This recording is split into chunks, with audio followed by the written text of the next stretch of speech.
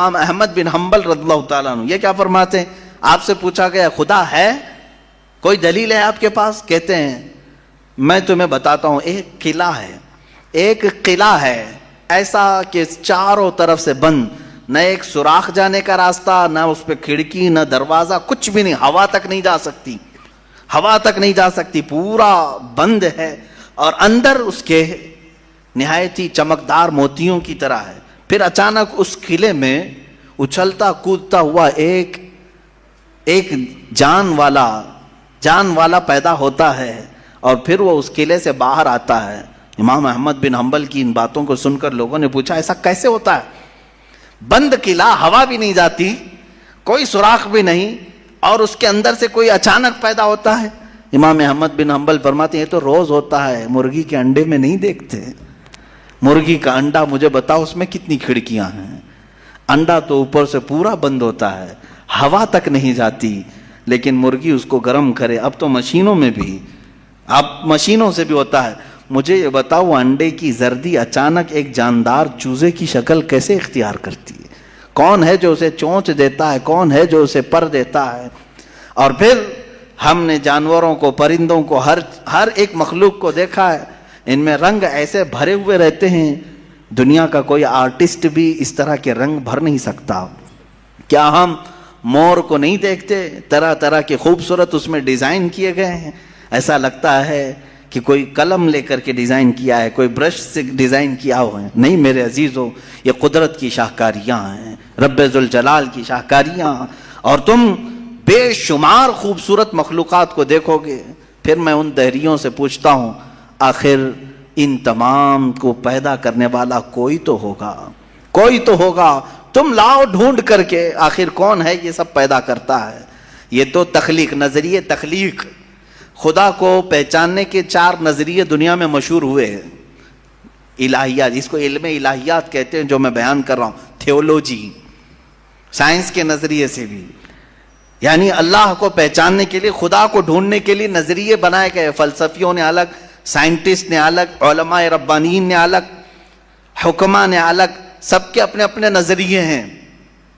ہم اللہ رب العزت کو نظریے تخلیق سے واضح کرتے ہیں، لوگوں کے سامنے بتاتے ہیں کہ اللہ پیدا کرنے والا ہے، کیونکہ قرآن پاک میں جگہ جگہ اس نے، اللہ تعالیٰ نے اپنی ربوبیت کا، اپنی تخلیق کا اظہار جو فرمایا ہے وہ یہی فرمایا کہ تم اتنے کمزور ہو کہ ایک مکھی کو نہیں بنا سکتے، ایک مکھی پیدا نہیں کر سکتے، کتنے کمزور ہو، اور وہ رب ذوالجلال ہزاروں کروڑوں مخلوقات روزانہ بناتا ہے، روزانہ انہیں موت بھی دیتا ہے، حیات و ممات اسی کے دستے قدرت میں ہے۔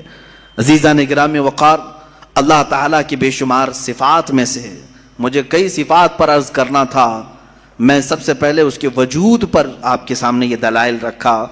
عام مسلمان بھی کسی دہریے سے کہہ سکتا ہے کہ اللہ کے نہ ہونے پر جو تو اس قدر ناچ رہا ہے، آج ایتھیزم کا بہت زیادہ آج چل رہا ہے، وہ کہتے ہیں کوئی دین دھرم ہوتا نہیں، کچھ نہیں ہوتا ہے، کوئی خدا نہیں ہوتا، دنیا میں ایسے ہی چل رہا ہے۔ مذاق کر رہے ہو میاں، ابھی تک تو وہ آٹومیٹک گاڑی بھی نہیں آئی بغیر ڈرائیور والے، ابھی تم بول رہے ہو۔ بہرحال دنیا میں کوئی چیز کو بنانے والا ہوتا ہے، آٹومیٹک گاڑی آ بھی گئی تو میری اس دلیل کو یہ مت سمجھ لینا کہ گاڑیاں بغیر ڈرائیور کے نہیں چل سکتی۔ مفتی صاحب نے کہا آپ تھوڑے دنوں کے بعد آنے والی ہے، اس کا مطلب کیا بغیر ڈرائیور کے بھی سب چلتی ہیں؟ میری یہ دلیل اس لیے نہیں ہے، بغیر ڈرائیور والی گاڑی اگر چل بھی گئی تب بھی میں سوال کروں گا کہ اس کو آخر گاڑی کو بنایا کون ہے؟ یہ بنایا کون ہے؟ کوئی تو انسان بنایا ہوگا۔ تو اسی طرح سے ہر چیز کو دنیا کی آپ کو یہ علم لے کر کے جاتا ہے تھیولوجی کا کہ کوئی نہ کوئی اس کا پیدا کرنے والا ہے، بنانے والا ہے۔ فلسفی ان کے ہاں ایک قانون ہے، دور اور مسلسل، یعنی تسلسل، کنٹینیو کوئی چیز ہو نہیں سکتی۔ مثال کے طور پر مجھے پیدا کرنے والا کوئی ہے اور اس کو پیدا کرنے والا کوئی ہے، اس کو پیدا کرنے والا، یہ جو سوچ ہے تسلسل اس کو کہتے ہیں۔ کہیں جا کر کے سٹاپ ہونا پڑے گا، کہیں جا کے سٹاپ ہونا پڑے گا تمہیں۔ میں پیدا ہوا میرے باپ سے، میرے باپ پیدا ہوئے دادا سے، دادا پر دادا سے، یہ سلسلہ چل کر کے کہیں تو سٹاپ ہوگا، کہیں جا کے ختم ہونا ہے۔ تو فلسفی اس بات کو مانتے ہیں کہ دور اور تسلسل محال ہے، یعنی کنٹینیو ایسی جاتا رہے، یہ محال ہے. ان کے ہاں ایسا ہے. میرے عزیزو، اب اگر میں ان سے سوال کروں کہ جیسے بہت سارے لوگ بھگوانوں کو بھی مان لیے، جبکہ بھگوان کی بیوی بھی ہے، بھگوان کے بچے بھی ہے اور بھگوان کا باپ بھی ہے، تو پھر اب سوال آئے گا کہ بھگوان کا دادا کون، بھگوان کا پردادا کون؟ پھر وہ نسب چلے گا، کہیں تو جا کے رکنا ہے، کہیں تو جا کے رکے گا. بچے ہیں تو اب تک ان کی نسل کیوں نہیں؟ بھگوان کے بھی بیٹے بیٹیاں تھیں نا، بہت سارے بھگوانوں کا تذکرہ ہندوستان میں ہے، ان کے بیٹے بیٹیاں بتائی گئی ہیں، کتنے بیٹے تھے، رام کے بھی، کرشن کے بھی، سب کے بھی بتائے گئے ہیں بیٹے بیٹے. تو اب اولاد کہاں ہیں؟ باپ دادا کہاں تھے؟ میرے عزیزوں، میری اس بات کو یقیناً کوٹ کیا جائے گا. مجھے معلوم ہے چند دنوں پہلے یہ کہہ رہا تھا اورنگزیب کی اولاد برتن مانج رہی ہے، ٹیپو سلطان کی اولاد پنچر لگا رہی ہے. تجھے تو یہ ٹیپو سلطان اورنگزیب کی اولاد نظر آئی، ان کی کہاں ہے جن کا میں ذکر کر رہا ہوں؟ ان کی کہاں ہے؟ اور بہرحال اورنگزیب اور ٹیپو سلطان ان تمام کو چھوڑو، ان کی اولاد کو تو نے برتن مانجتے یا پنچر لگاتے تو دیکھا اللہ نے تو تجھے بانج بنا کر رکھا ہے. تیرے سے کوئی چیز نہیں آ سکتی سوائے گوبر اور غلاظت کے، کوئی چیز نہیں آ سکتی. میرے عزیزوں، میں یہاں عرض یہ کر رہا ہوں دور اور تسلسل، کہ اگر اس طرح کسی کا باپ ہے تو پھر دادا بھی ہوگا، دادا ہے تو پردادا بھی ہوگا، یہ چلتا رہے گا سلسلہ. یہ اسلام یہ ہے جس نے کہا قل هو اللہ احد اللہ الصمد لم یلد ولم یولد. کہو وہ اللہ ایک ہے، اللہ بے نیاز ہے، لم یلد نہ وہ کسی سے پیدا ہوا ہے، ولم یولد نہ اس سے کوئی پیدا ہوگا، اس سے کوئی لم یلد اس سے کوئی پیدا نہیں ہوا اور نہ وہ کسی سے پیدا ہوا. یہاں ختم ہو گئی بات. اب نہ میرے خدا کا کوئی باپ ہے، نہ بیٹا ہے، نہ بھائی ہے، نہ بہن ہے، کہیں یہ تصور آئے گا ہی نہیں. تم ہم سے یہ سوال نہیں کر سکتے کہ اللہ کے آباء و اجداد کہاں ہے، اولاد کہاں ہے. ہم نے خدا کو مانا ہی ایسے ہے کہ وہ جسم و جسمانیت سے بھی پاک ہے، رشتہ داری سے پاک ہے، کوئی نہ اس کا ہمتا ہے، ایک ہی سب کی سنتا ہے. یہ اللہ تبارک و تعالیٰ کے متعلق ہمارا یقین یہی ہے. عزیزان گرامی وقار، دور اور تسلسل کا جو قانون ہے میں نے یہی بتایا کہ بعض لوگ اس چیز کے ذریعے سے بھی چاہیں تو ہدایت حاصل کر سکتے ہیں کہ کہیں تو جا کے ہمیں فل سٹاپ ہونا پڑے گا، کوئی تو ہے جو اینڈ ہے، اس کو کوئی پیدا کرنے والا نہ ہو، جا کر کے تمہیں ختم ہونا پڑے گا ایک نہ ایک جگہ. کہ کوئی تو ہے جو لاسٹ ہے، اس کو کوئی نہ پیدا کیا ہو. اگر اس کو بھی کوئی پیدا کیا ہے تو پھر یہ بھی بات آئے گی اس کو بھی کوئی پیدا کیا ہوگا. تو ہمیں ایک ایسی ذات ماننی پڑے گی جس کو کوئی نہ پیدا کیا ہو، تبھی جا کر کے ہم یہ کہتے ہیں وہ جو ذات تم جا کر اینڈ ہوگے اسی کا نام اللہ رب العزت ہے، جس کو کسی نے پیدا نہیں کیا. یہ اسلام کا بہترین عقیدہ ہے. میرے عزیزو، توحید کسے کہتے ہیں؟ اب بات آتی ہے، وجود کی بات ہو گئی، اللہ ہے اتنا تو ماننا پڑے گا. اس کے لیے تو بہت ساری دلیلیں بچے بھی پکڑ کر کے بتا دیں گے. ایک خاتون، ہم نے بچپن میں پڑھا تھا، ایک بوڑھی عورت چرخہ سل رہی تھی، اس سے جا کر کسی نے پوچھا کہ اللہ ہے کہ نہیں ہے، تو اس نے کہا ہے. کیا دلیل ہے؟ کہا یہ میرا چرخہ جو سل رہا ہوں اسی یہی دلیل ہے اللہ کی. کہا کہ کیسے؟ کہا یہ چرخہ اس سے کپڑے سلتی ہوں، جب تک میں چلاتی نہیں یہ سلتا نہیں، مشین سلتی نہیں ہے کپڑے، اسی سے میں نے یہ یقین کر لیا کہ میرا چرخہ میرے چلائے بغیر نہیں چلتا، تو نظام کائنات پورا بغیر چلائے کیسے چلے گا؟ کوئی تو ہے. یہ ہو گئی بات وجود کی، کوئی تو ہے. اب آتی ہے توحید کی بات. کوئی تو ہے، اب ہمیں یہ بتانا ہے ایک ہی ہے. کوئی تو ہے لیکن وہ جو ہے وہ ایک ہی ہے. یہاں پر بھی ہمیں اسلام نے جو فلسفہ دیا ہے، قانون دیا، وہ بہت ہی پیارا ہے. اس کی وجہ کیا ہے؟ میرے عزیزو چلو اب ہم توحید کی طرف آتے ہیں. توحید کہتے ہیں ایک ماننا. ایک ماننا حقیقت میں دیکھا جائے تو دنیا کے اکثر مذاہب میں توحید کا شروع میں درس رہا. عیسائیت جو آئی ان میں بھی تھا، بعد میں یہ تثلیث کے قائل ہو گئے. یہودیوں میں بھی اللہ کو ہی مانتے، خدا کو ہی ماننا ہے.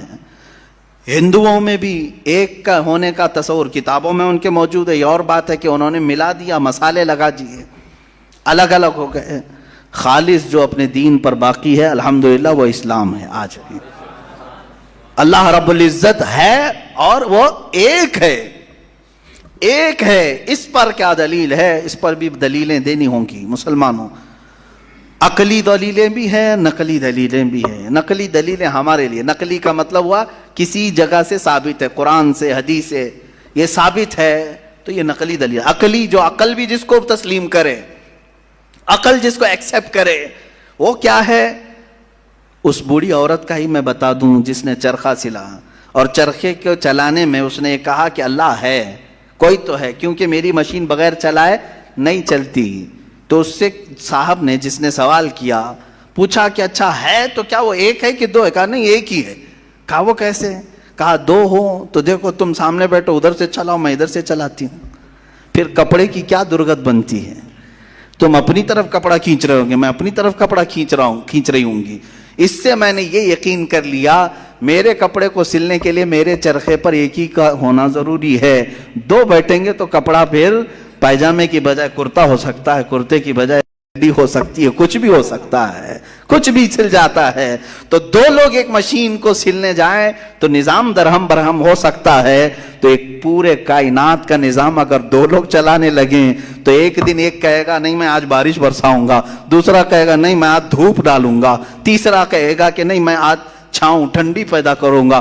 تو یہ تو انہی کے درمیان جھگڑا ہوتا رہے گا. اسی لیے قرآن نے بھی کہا لو کان فیہما آلہۃ الا اللہ لفسدتا, اگر ان کائنات میں زمین و آسمانوں میں خدا کے علاوہ دو ہوتے تو ضرور اس میں فساد ہوتا, ضرور اس میں نظام درہم برہم ہوتا.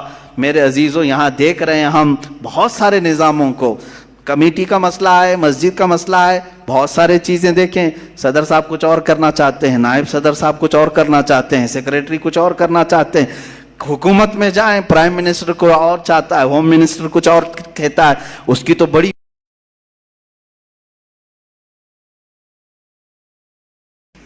پتہ ہی نہیں ہے. لیکن نظام ایک ملک کا چلا رہے ہیں, ایک ملک کا چلا رہے ہیں. فساد اسی لیے ہو رہا ہے, فساد اسی لیے ہوتا ہے اور ان کو پتہ بھی نہیں رہتا. وہ بھاشن میں کچھ اور بول کے آئے, یہ پارلیمنٹ میں کچھ اور بول کے آیا.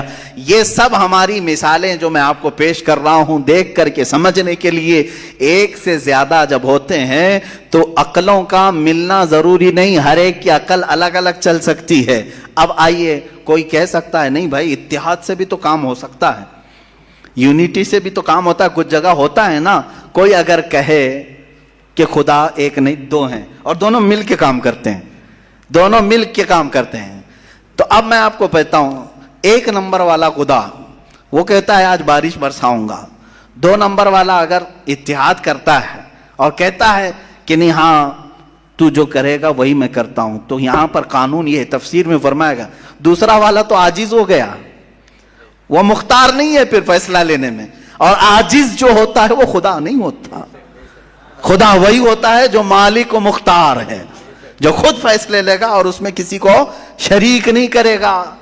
تو اگر دوسرا والا مان گیا اس کی تو وہ خود عاجز ہو گیا, اس کی اپنی نہیں چلی. دوسرے دن دوسرا چلایا اور پہلے والا راضی ہو گیا تو پہلا عاجز ہو گیا. تو خدا عاجز نہیں ہو سکتا, یہ ہمارا عقیدہ ہے. خدا وہی ہے جو قادر مطلق ہے, قادر مطلق, ہر چیز پر وہ خود فیصلے لیتا ہے, خود ہی اختیار رکھتا ہے. الحمدللہ اسلام کو اتنا پاک و صاف رکھا گیا ہے. خدا کا جو عقیدہ ہے ہمارے ہاں, عقیدہ توحید ہے, وہ انسان کے ذہن کو بھی پاک و صاف کرتا ہے, انسان کا ذہن بھی پاک و صاف رہتا ہے.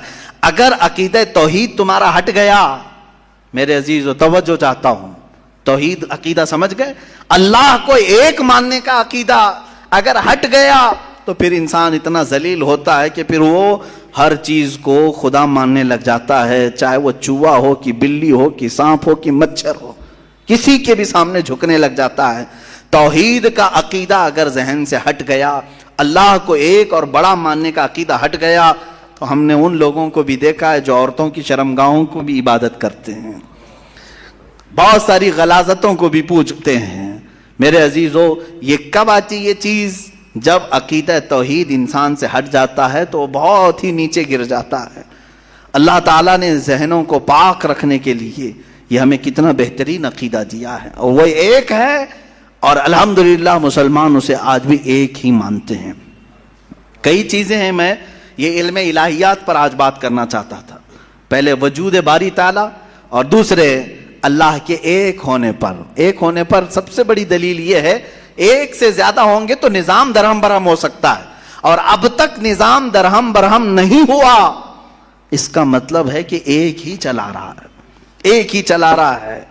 سورج کو جس طرح سے اس نے سالوں سے چلایا ہے, چاند کو جس طرح چلایا ہے, موسموں کا آنا جانا. قرآن خود یہ کہتا ہے, میں نے آیت خطبے کے بعد یہی تلاوت کی, ان فی خلق السماوات والارض واختلاف اللیل والنہار, بے شک زمینوں کی پیدائش میں, آسمانوں کی پیدائش میں, اور رات و دن کے آنے جانے میں تمہارے لیے بہت بڑی نشانیاں ہیں کہ ایک ہی ہے, ایک ہی ہے جو اس کو اپنی مرضی سے بنایا ہے, اپنی مرضی سے بنایا ہے. عزیزان گرامی وقار, ہندوؤں میں بھی ایک ہونے کا عقیدہ تھا کہ ایک خدا ہے. بہت ساری کتابیں ہیں جس کو میں نے پڑھا ہے جس میں کہا گیا ہے سنسکرت میں کہ وہ ایک ہی ہے, ایک ہی ہے. لیکن ہوا یہ کہ بعد میں ان تعلیمات میں مکسنگ کیسے آئی.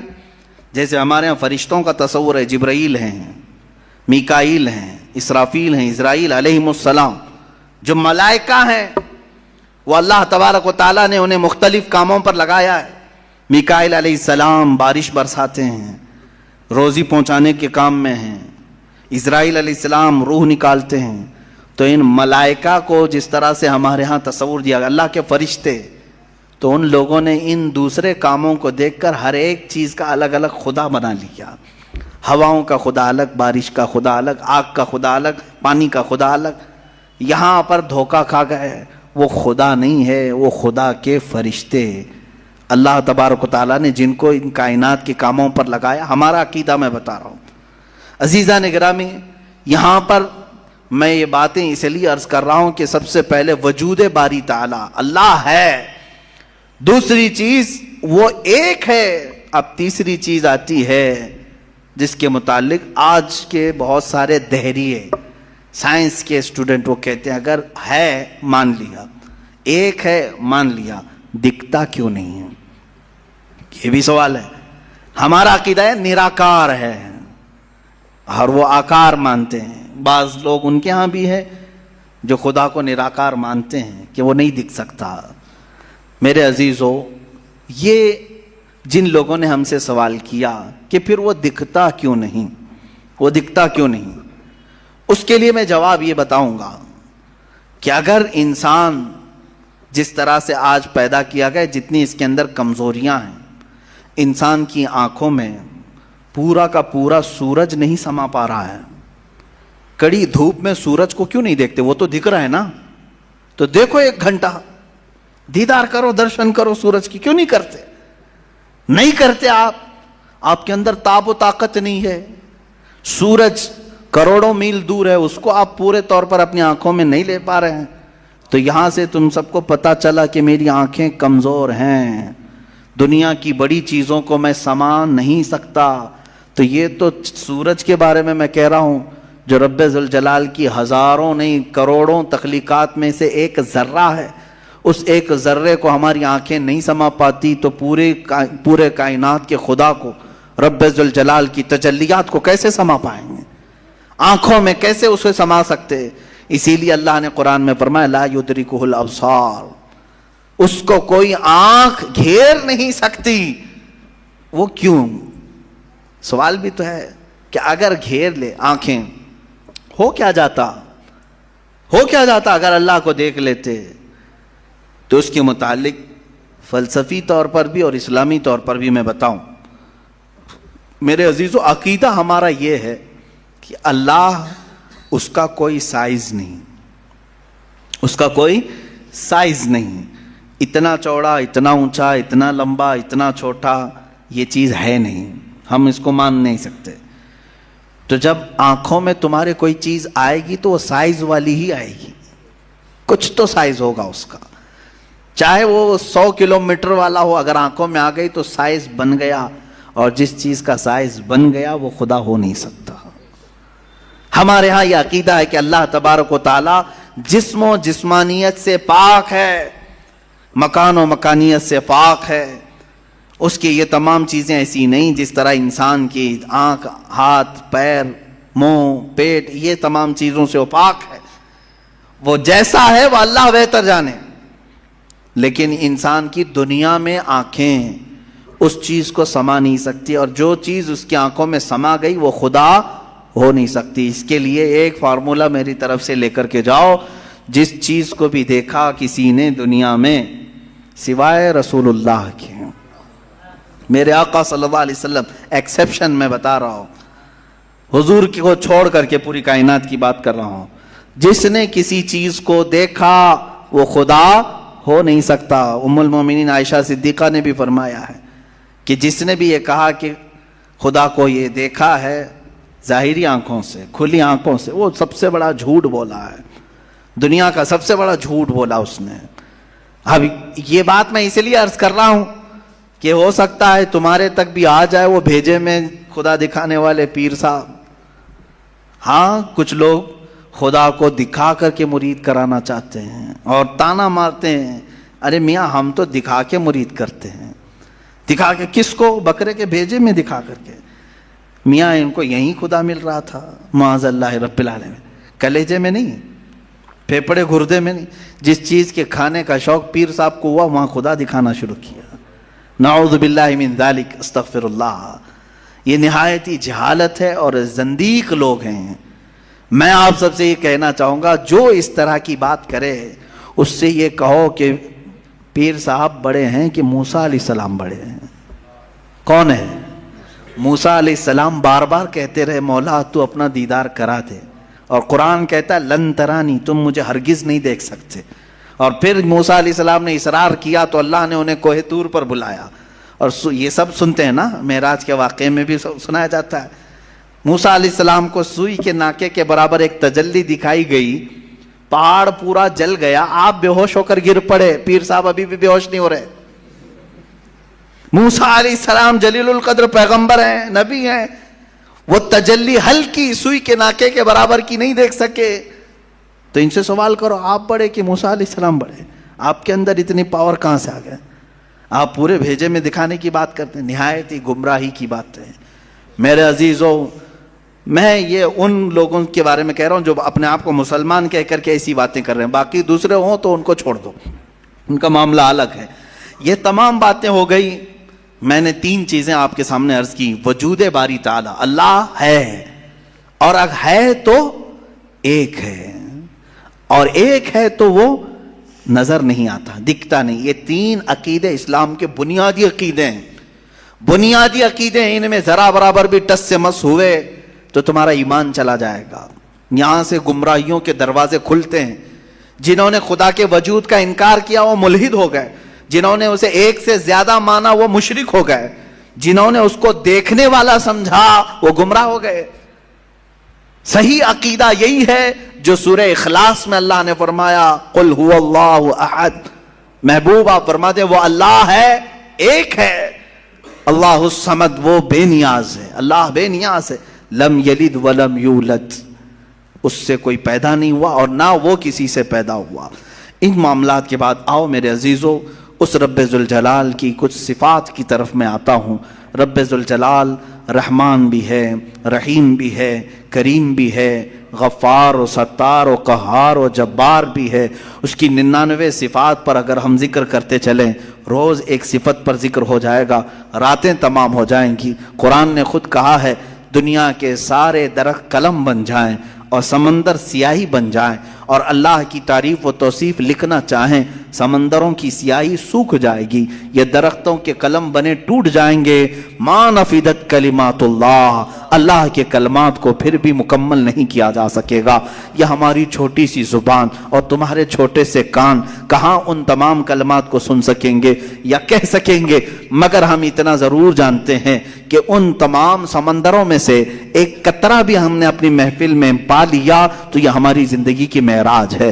اللہ رحمان ہے، یقیناً ہم نے اس کو بسم اللہ میں بھی پڑھا، سورہ فاتحہ میں بھی پڑھا، بلکہ ہم اپنے بچوں کو بھی یہی کہتے ہیں، ماں باپ کو بھی یہی کہتے ہیں۔ اب اس کے رحمان کی صفات دیکھنا ہے، کیسے؟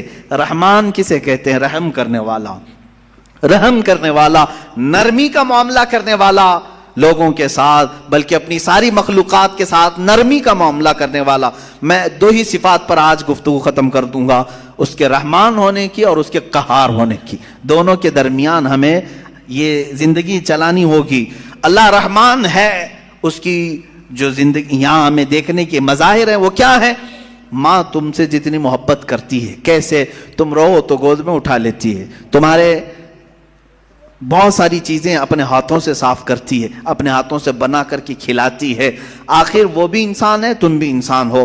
ماں تمہیں اٹھا کر کے اتنا جو پیار کرتی ہے، باپ تمہیں لے کر کے چلتا ہے، تمہارے لیے جوجھتا ہے، محنت کرتا ہے، آخر وہ کیوں مشقتیں اٹھاتا ہے؟ خون پسینے کی کمائی ایک کر کے لا کر اپنے بچے کو کھلاتا ہے۔ اب سنیں حدیث پاک میں، ماں اور باپ کے دلوں میں یہ بچے کی جو محبت ڈالتی جاتی ہے، یہ اللہ کے رحمان صفت کا کچھ حصہ ہوتا ہے۔ یہ اس کی صفت کا تھوڑا سا حصہ جب اللہ ماں اور باپ میں ڈالتا ہے تو وہ بچوں سے اس قدر پیار کرنے لگ جاتے ہیں۔ اگر وہ رحمت کی صفت مولا ماں اور باپ کے سینے سے نکال دے تو ہر باپ اپنے بچے کو قتل کرنے پر بیٹھ جائے، ماں اپنے بچے سے دوری اختیار کر لے۔ ایسا نہیں ہوتا۔ ماں بوڑھی ہو جائے یا بچہ اس کا بوڑھا ہو جائے، پھر بھی ماں اس بوڑھے بچے کو بھی سینے سے لگاتی ہے، اس کے پسینے دیکھنا نہیں چاہتی، اس کی جبینوں پر خم نہیں دیکھنا چاہتی۔ یہ ماں کے اندر جو ہلکی سی بھی محبت آپ دیکھتے ہیں، یہ رب ذوالجلال کے رحمان کا اس کے مظاہر میں سے ایک مظہر ہے۔ اب اندازہ کرو اللہ تبارک و تعالیٰ اپنے بندوں سے کس قدر رحم کا معاملہ فرماتا ہے۔ آج ہم جو بیٹھے ہیں یہ بھی تو اس کے رحم کا ہی معاملہ ہے، اس کے رحمان ہونے کا ایک بین ثبوت ہے۔ ہم حضرت ابو بکر شبلی رضی اللہ تعالیٰ توجہ جاتا ہوں، سلسلہ قادریہ کے بہت بڑے بزرگ ہیں۔ آپ سے پوچھا گیا کہ حضور سنا ہے کیا آپ کی بہت ساری کرامتیں مشہور ہیں، کوئی کرامت ہمیں بھی دکھائیں۔ توجہ، بہت سارے لوگ کرامت کے نام پر گمراہ بھی ہوتے ہیں۔ لوگوں کو ایسا لگتا ہے کہ کہیں جیب میں سے جلیبی نکال کر کے کھلا دے، ابھی کیا ابھی وہی پیر کرامت والا ہے، اچانک کچھ نکال کے دکھائے۔ حضرت ابوبکر شبلی نے تو ایک الگ ہی کرامت بتائی۔ کیا کرامت بتائی جانتے ہیں؟ حضرت ابوبکر شبلی فرماتے ہیں، میاں ہمارا اس زمین پر زندہ چلنا پھرنا ہی بڑی کرامت ہے۔ کہا کیوں؟ کہا ہم اتنے گنہگار ہیں کہ زمین پھٹ جائے اور ہم دھس جائیں، پھر بھی زمین نہ پھٹتی ہے نہ ہم دھستے ہیں۔ یہ اللہ تعالیٰ نے کرامت ہی تو دیا ہے، یہ کرامت تو اللہ نے سب کو دیا ہے۔ یہ رحم کا معاملہ اللہ نے سب کے ساتھ کیا ہے، آپ کے ساتھ بھی، بلکہ ان کے ساتھ بھی کیا جو اسے مانتے بھی نہیں ہیں، جو اسے گالیاں دیتے ہیں، ان کے ساتھ بھی رحم کا معاملہ کیا۔ سیدنا ابراہیم علیہ الصلوۃ والتسلیم کے ساتھ ایک معاملہ پیش آیا، آپ بغیر مہمان کے کبھی کھانا نہیں کھاتے تھے، 2 دن بھی اگر کوئی مہمان نہیں آتا تو آپ کھاتے نہیں۔ ابراہیم علیہ السلام 2 دن تک بھوکے رہے، تیسرے دن ایک مہمان ملا، اسے لے کر کے آ کے دسترخوان پر بٹھا دیا، کہا کہ آپ ہمارے گھر کے مہمان ہیں، اب کھانا بنایا گیا، اچھا دسترخوان پر، کہا چلو بسم اللہ کرو کھاؤ۔ وہ دہریہ تھا، ملحد تھا، کہا کون سا اللہ، میں اللہ کو نہیں مانتا۔ اتنا کہا ابراہیم علیہ السلام کو جلال آیا، آپ نے دسترخوان کھینچ لیا، کہا اٹھو گھر سے، نکلو باہر جاؤ۔ دسترخوان پر بیٹھا ہوا تھا، اس کو اٹھا دیا۔ یہ تو شان ہے انبیاء کی، اللہ کے دشمنوں سے دسترخوان شیئر نہیں کرتے، افطار پارٹی والے ہیں، وہ اللہ کے دشمنوں سے دسترخوان شیئر نہیں کرتے، انبیاء کی شان ہے۔ وہ اٹھ کر کے چلا گیا۔ ہاں یہ ہمارے لیے حکم یہی ہے میرے عزیز، لیکن اللہ رب العزت نے وہی فرمائی ابراہیم علیہ السلام کو، کہا ہے ابراہیم کیوں اٹھا دیا اس کو؟ 50 سال کا تقریباً ادھیڑ عمر کا آدمی تھا، کہا کیوں اٹھا دیا؟ کہا ہے مولا وہ تیرا نام نہیں لینا چاہتا، میں اس کو دسترخوان پر کیسے بٹھاؤں؟ رب ذوالجلال نے فرمایا، اے ابراہیم پچھلے 50 سال سے میں اسے ویسے ہی کھلا رہا ہوں، جبکہ وہ کبھی میرا نام نہیں لیا۔ آج تمہارے دسترخوان پر ایک بار اس نے نام نہیں لیا، تم نے اٹھایا۔ میرے عزیزو، اس کا مطلب یہ نہیں ہے کہ اس کا نام نہ لے تو بھی ہم کھلائیں، وہ تو سنت الہیہ ہے، وہ مولا کریم کی صفات ہے۔ لیکن انسان کے اخلاق تو یہی ہے کہ انسان اپنے رب سے اگر محبت کرتا ہے تو اللہ رب العزت کے دشمنوں سے کبھی دوستی نہیں کر سکتا۔ قرآن بھی یہی کہتا ہے یا ایھا الذین آمنوا لا تتخذوا عدوی وعدوکم اولیاء، اے ایمان والو میرے دشمنوں اور اپنے دشمنوں کو دوست نہ بناؤ. یہ انہی آیات میں سے ہے جن 26 آیاتوں میں سے نکالنا چاہتے ہیں. آئیں گے انشاءاللہ، وہ ٹاپک بھی آئے گا انشاءاللہ. قرآن پاک کی جن 26 آیات پر لوگوں کو تو یعنی پیٹ میں مروڑ ہوتا ہے، پیٹ میں مروڑ ہوتے ہیں. ان آیات میں سے ایک آیت یہ بھی ہے، سورہ ممتحنہ کی پہلی آیت ہے. اللہ فرما رہا ہے اے ایمان والو لا تتخذوا عدوی وعدوکم، میرے دشمنوں کو اور اپنے دشمنوں کو اولیاء یعنی دوست نہ بناؤ. میرا رب نے اتنا حکم کیا دیا، ان کو تکلیف شروع ہو گئی. قرآن جو ہے نفرت سکھاتا ہے، قرآن نفرت. یہ تمام انشاءاللہ العزیز زندگی باقی رہی، یہ 26 آیتوں کا جو مضمون ہے یہ ان کی کتابوں سے بھی میں نکال کے دکھاؤں گا. سیم ٹو سیم چیزیں، سیم ٹو سیم چیزیں وہاں پر بھی موجود ہیں. تو پیدا کرو کسی اور وسیم گندے رافضی کو جو وہاں سے بھی نکال سکے. عزیزان گرامی وقار، بات میں عنوان سے ہٹ نہ جائے، اس لیے میں عرض کروں گا وہ رب ذوالجلال رحمان ہے، اور اس کے رحم کا معاملہ تو ہے، اس کے رحم کا معاملہ ہے کہ آج جس طرح سے لوگ ہمیں پیش کرنا چاہ رہے ہیں کہ یہ ایک ڈراؤنی شکل ہماری بنا کر کے اسلاموفوبیا یعنی مسلمانوں سے لوگوں کو ڈرانا، یہ اگر تمام دوسرے قوموں کی طرح بھی ہو جاتے تو میرے عزیزو یہ سب کا جینا حرام کر کے رکھتے. ہمارے ہاں آخرت کا تصور ہے، ہمارے ہاں رب ذوالجلال کو جواب دینے کا تصور ہے، ہمارے ہاں اللہ رب العزت کے دیکھنے کا تصور ہے کہ وہ ہر گھڑی ہمیں دیکھ رہا ہے. یہ تمام تصورات لے کر کے مسلمان جی رہا ہے. تم کہہ رہے ہو یہ آتنکوادی ہے، دہشت گرد ہے، اور جو اس طرح سے کر رہا ہوگا اس کا تصور ختم ہو چکا ہوگا. ہمیں تو اللہ رب العزت کے ہونے کا اتنا احساس ہے کہ رات کے اندھیرے میں بھی ہم ڈرتے ہیں کوئی ایک گندی تصویر بھی دیکھنے کے لیے، جبکہ کوئی نہیں دیکھ رہا ہے. اس لیے کہ مسلمان اس عقیدے کے ساتھ جیتا ہے کہ اللہ لا الہ الا هو الحی القیوم لا تأخذہ سنۃ ولا نوم.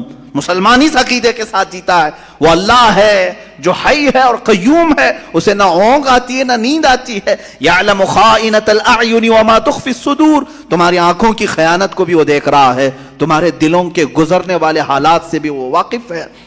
ہم اس تصور کے ساتھ، اس عقیدے کے ساتھ جی رہے ہیں. بہرحال میرے عزیزو، اس کے رحمان کی صفات بے شمار ہیں، بے شمار ہیں.